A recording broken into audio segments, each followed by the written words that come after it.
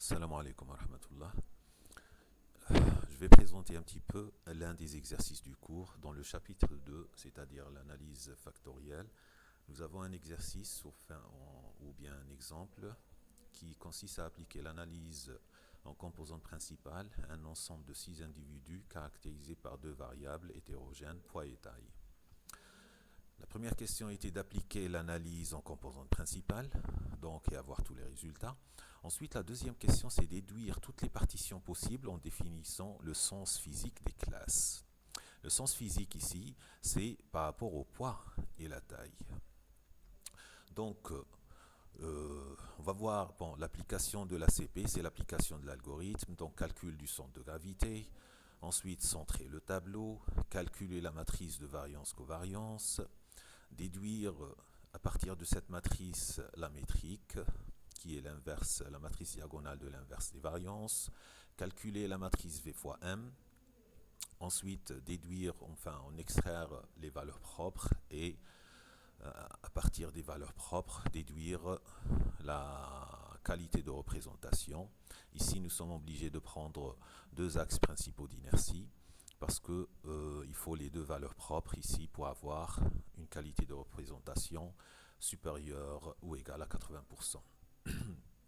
Ensuite, on déduit pour chaque valeur propre le vecteur propre associé.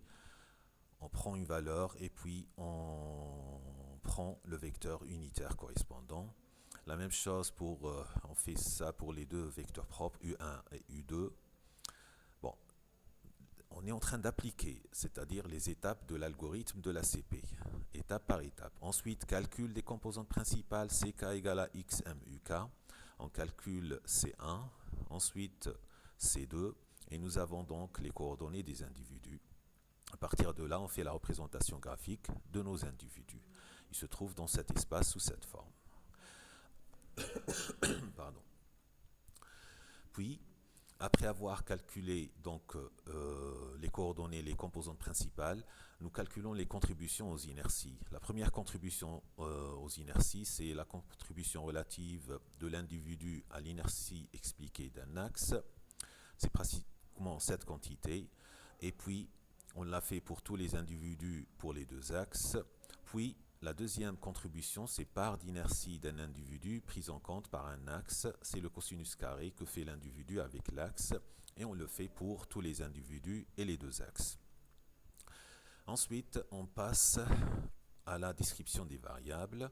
Pour les variables, c'est-à-dire nos CK, il faudrait calculer les coefficients de corrélation avec nos anciennes variables, qui sont poids et taille. Donc, on calcule le coefficient de corrélation entre C1 et poids, ça nous fait 0,88. Coefficient de corrélation entre poids et C2, c'est moins 0,54. Coefficient de corrélation entre C1 et taille, c'est 0,86. Et coefficient de corrélation entre C2 et taille, c'est 0,42. Donc, ceci, c'est ça qui va nous permettre d'effectuer nos partitions. Qu'est-ce que ça veut dire? Ça veut dire qu'on a compris un petit peu le sens ici de notre graphique. C1, elle est positivement corrélée au poids et à la taille. Donc C1 nous informe sur l'importance du poids et de la taille. C'est-à-dire, si C1 est grande, ça veut dire que le poids et la taille sont grands. Et si C1 est petite, par exemple pour I2 et I5, le poids et la taille sont petits. On peut vérifier ici. Le poids et la taille pour I2 et I5, c'est 5,2 pour I2 et 2,7 pour I5. Par contre, pour les autres individus, c'est 20,15, 12,21, 21,13 et 12,20. Donc, le sens ici, le sens horizontal, on l'a compris. Si on va à droite, on va avoir un poids et une taille grande. Et si on va à gauche, on va avoir un poids et une taille petit. Maintenant, le sens vertical, lui aussi, il est tiré des coefficients de corrélation pour C2. C2, elle est négativement corrélée au poids, moins 0,54, et positivement corrélée à la taille, 0,42. Donc C2, si elle est grande, ça veut dire que la taille est plus grande que le poids, elle est plus importante que le poids. Et en bas, les individus qui se trouvent en bas ont leur poids plus grand que leur taille, l'inverse.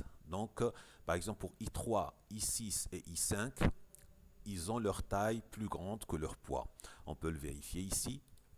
I3, I5 et I6, voilà, donc ils ont leur taille plus importante que le poids. Par contre, pour les autres individus, I1, I2 et I4, ils ont leur taille plus importante, ils ont leur poids plus important que leur taille. Donc pour I3, I5 et I6, c'est la taille qui est plus grande que le poids. Et pour I1, I2 et I4, c'est le poids qui est plus important que la taille. Donc à partir de là, on peut déduire notre partitionnement, c'est-à-dire une classification. Les classifications déduites sont les suivantes. La première, c'est en 4 classes. Alors, nous avons 4 classes.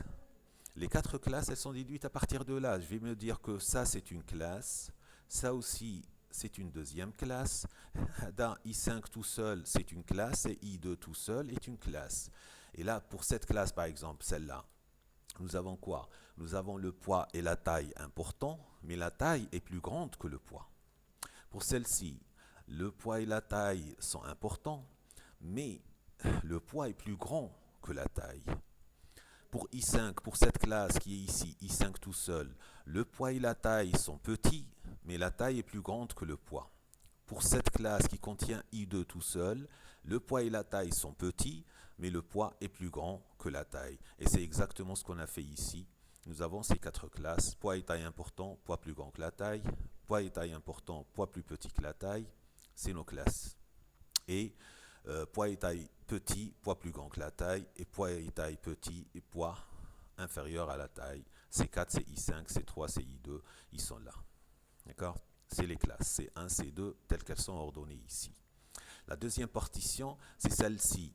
Poids plus grand que la taille et poids inférieur à la taille. Ça veut dire quoi? Ça veut dire que je vais me dire que moi, au lieu de faire cette classification, je vais faire cette classification. Je regroupe tous ces individus ensemble et tous ces individus ensemble. Et là, j'ai 2 classes. Cette classe, c'est quoi? Elle représente quoi? La classe qui contient I3, I5 et I6. C'est la classe des individus qui ont leur taille plus importante que leur poids. Et cette deuxième classe qui contient I1, I2 et I4, c'est la classe des individus qui ont leur poids plus important que la taille. Donc, et ça, c'est notre deuxième partitionnement. Une autre façon de faire, c'est de dire non, moi je vais prendre tous ces individus qui se trouvent à droite ensemble dans une classe et tous les individus qui se trouvent à gauche ensemble dans une classe. Et donc cette classe de droite, c'est quoi? C'est la classe des individus qui ont le poids et la taille important, grand, et cette classe de I2 qui contient I2 et I5, c'est la classe des individus qui ont le poids et la taille faible, petit. Donc ça, c'est une autre façon de faire. Une autre façon de faire, c'est de dire, moi, je regroupe tous ces individus ensemble, et donc j'ai la classe des individus qui ont le poids et la taille importants. Puis, pour ces deux-là, je vais les prendre chacun dans une classe. Et là, j'aurai la classe qui contient I5, c'est la classe des individus qui ont le poids et la taille faible, mais la taille est plus grande que le poids. Et pour cette classe qui contient I2, c'est la classe des individus qui ont le poids et la taille faible, mais le poids est plus grand que la taille. Une façon analogue de faire, c'est ici prendre tous les individus à gauche ensemble et séparer ces deux groupes d'individus qui se trouvent à droite. Et donc, j'aurai ici la classe des individus qui ont le poids et la taille faible, tout simplement. Et là, je fais la différence pour ceux qui ont le poids et la taille importants. J'aurai donc cette classe qui contient les individus qui ont le poids et la taille importants, mais la taille plus grande que le poids. Et j'aurai ici la classe des individus qui ont le poids et la taille importants, mais le poids est plus grand que la taille. Voilà donc pour la façon de faire pour déduire une classification à partir de l'application de l'analyse en composantes principales et de donner un sens. Le sens physique, c'était le sens par rapport au poids et la taille, par rapport à nos variables initiales données. Voilà donc, merci et bonne continuation.